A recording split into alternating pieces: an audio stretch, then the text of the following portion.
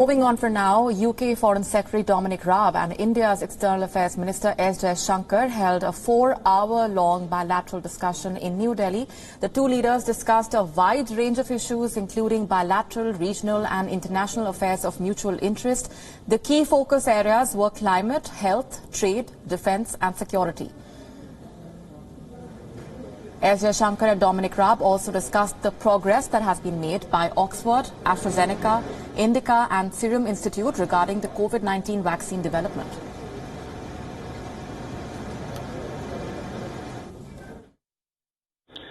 A lot of our time today was spent on how to give policy directions to broaden our cooperation and encourage more activities and collaborations.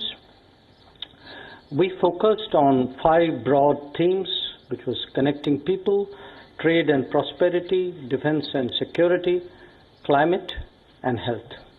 Oxford University and AstraZeneca and the Serum Institute, India, have been working very closely together, and the Institute is now planning to produce 1 billion doses of the Oxford vaccine by the end of next year, many of which will be destined for low and middle income countries. And that is the UK and India working together to transform people's lives around the world. Raab will also hold official meetings with the Minister of Environment, Forests and Climate Change and the Minister of Education. A statement released by the Ministry of External Affairs said, and I'm quoting, Mr. Raab's visit will pave the way for further strengthening the partnership across trade, defence, climate, migration, education and health in the post-COVID-19 and post-Brexit context. Raab will also travel to Bengaluru, where he will be meeting the Karnataka Chief Minister.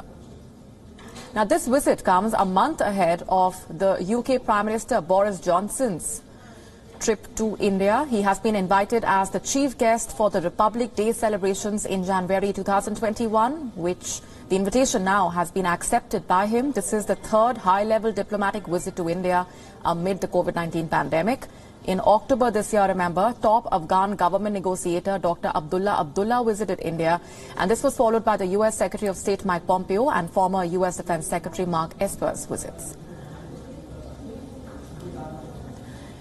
And our principal diplomatic correspondent Siddhant Sibal with us for more on that. Siddhant, take us through the key takeaways from those discussions that have been held between S. Jaishankar and Dominic Raab so far.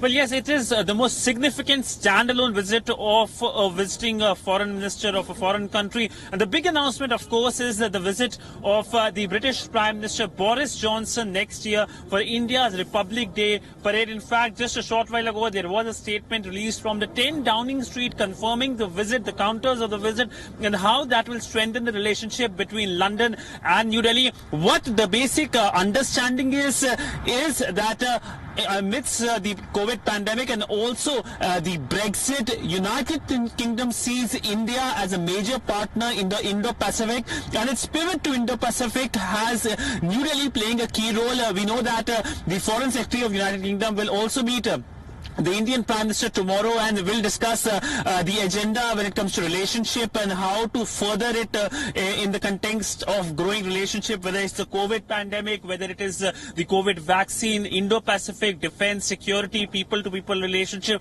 what the Indian External Affairs Minister highlighted. But by and large, it is now confirmed that UK is looking towards India when it comes to the Asian region, towards the Indo-Pacific region as a major partner for not only trade deals but also making sure that defense is another key pillar. We know that the British Prime Minister has extended an invite to the Indian Prime Minister for the G7 summit that will be hosted by United Kingdom next year. So do expect 2 important visits next year. One, of course, is the visit of the British Prime Minister Boris Johnson to India in January for the Republic Day parade, but also the visit of the Indian Prime Minister Narendra Modi to the G7 summit to United Kingdom. And that, of course, is a grouping which is looking towards an expansion from G7 to G10, because the British Prime Minister has also invited South Korea and Australia. In fact, the American President Donald Trump has invited the Indian Prime Minister for the G7 this year. The summit is still expected to happen anytime soon. All right, leaving it there for the moment, Siddhant. Thanks very much for joining us with those details.